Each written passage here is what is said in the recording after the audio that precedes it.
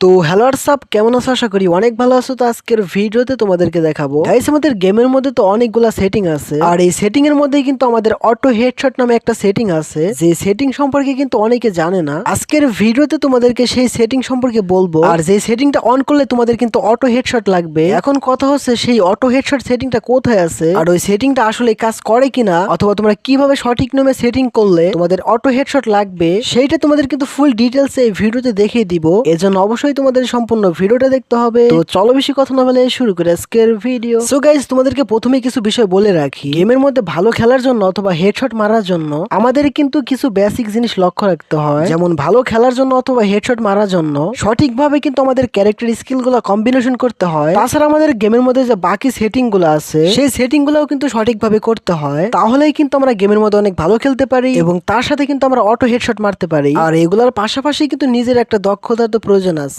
আর নিজের দক্ষতার কথা কেন বললাম তোমাদের একটু বোঝাই। ধরো গাইস, তোমাদের মধ্যে অনেকের সেটিং একই, তো কেউ হেডশট মারতে পারে আবার কেউ পারে না। সেই ক্ষেত্রে শুধু সেটিং করলে হয় না, তার সাথে কিন্তু নিজের একটা দক্ষতার প্রয়োজন আছে। তো এইগুলা তো গেল বেসিক জিনিস। তবে আমাদের আজকের ভিডিওর মূল বিষয় হচ্ছে যে গেমের মধ্যে যতগুলো সেটিং আছে, আর ওই সেটিং এর মধ্যে কিন্তু অটো হেডশট নামে একটা সেটিং লুকিয়ে আছে, যেগুলো সম্পর্কে অনেকে জানে না, যেটা তোমাদেরকে এই ভিডিওতে দেখিয়ে দিব। আর সেটিংটা তোমরা কিভাবে অন করবে সেটা তোমাদেরকে বলবো। এখন তোমাদেরকে বলবো যে সেই সেটিংটা কোথায় আছে। এজন্য তোমরা যে উপরে সেটিং আইকন দেখতে পারতেছো ওইখানে ক্লিক করবে। ওইখানে ক্লিক করার পর তোমাদের সামনে কিন্তু বেসিক সেটিংটা চলে আসবে, আর সাইডে যে কন্ট্রোল নামে একটা সেটিং দেখতে পারতেছো ওইখানে ক্লিক করবে। আর ওইখানে ক্লিক করার পরে তোমাদের সামনে কিন্তু কন্ট্রোল সেটিংটা চলে আসবে। যে এই সেটিং এর মধ্যে তো অনেকগুলো অপশনে আছে, কিন্তু কোথাও কিন্তু অটো হেডশট লেখা নাই। কিন্তু আমি তোমাদেরকে বলবো, তোমরা এইখানে ইমপ্রেশন নামে যে একটা অপশন দেখতে পারছো, এটাই হচ্ছে কিন্তু আমাদের অটো হেডশট সেটিং। যদিও এখানে অটো হেডশট লেখা নাই, বাট এটার কাজ কিন্তু অটো হেডশটই। আর এই সেটিংটা আসলেই কি অটো হেডশটে কাজ করে কিনা সেটা তোমাদেরকে এখন একটু বিস্তারিত বুঝাই দেই। দেখো গাইস, এখানে ইমপ্রেশনের মধ্যে তোমরা তিনটা অপশন দেখতে পারবা।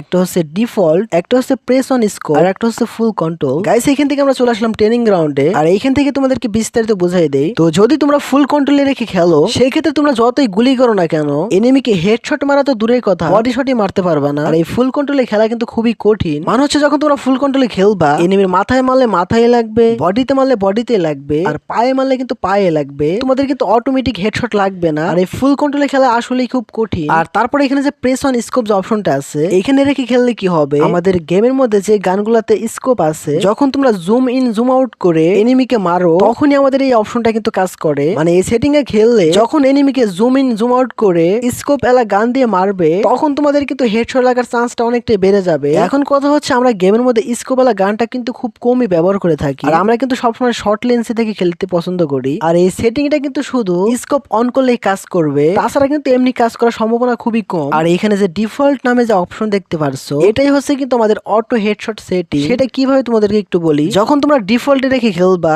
তখন যদি তোমরা এনিমির পাশ দিয়েও গুলি করো, তারপরেও কিন্তু এনিমির বডিতে লাগবে। আবার যদি এনিমির বডিতে মারো, এনিমির হেডে যা লাগবে। আবার অনেক সময় পায়ের দিকে গুলি করলেও এনিমির বডিতে লাগে। মানে ডিফল্ট সেটিংটা কিন্তু একটু অন্যরকম। আর এই ডিফল্ট রেখে যখন তোমরা খেলবা, তোমরা যে কোনো গান দিয়ে খেলো না কেন, হালকা একটু উপরের দিকে টেনে ধরলে কিন্তু অটোমেটিক হেডশট লেগে যাবে। সো গাইস, আশা করি তোমরা বুঝতে পারছো যে আজকের ভিডিওতে তোমাদেরকে যে হেডশটের কথা বলছিলাম, সেইটা কিন্তু তোমাদেরকে ফুল ডিটেলসে বুঝাই দিছি। তো ভিডিও শেষে তোমাদেরকে একটাই কথা বলবো, যে এই ভিডিওতে তোমাদেরকে যে কথাগুলো বললাম, তোমরা এই ভিডিওটা দেখে শেষ করে ট্রেনিং গ্রাউন্ডের মধ্যে গিয়ে আমি তোমাদেরকে যেভাবে বললাম তোমরা একটু ট্রাই করে দেখো, তাহলেই কিন্তু তোমরা বুঝতে পারবা। সো গাইস, আজকের ভিডিওটা ছিল এ পর্যন্তই।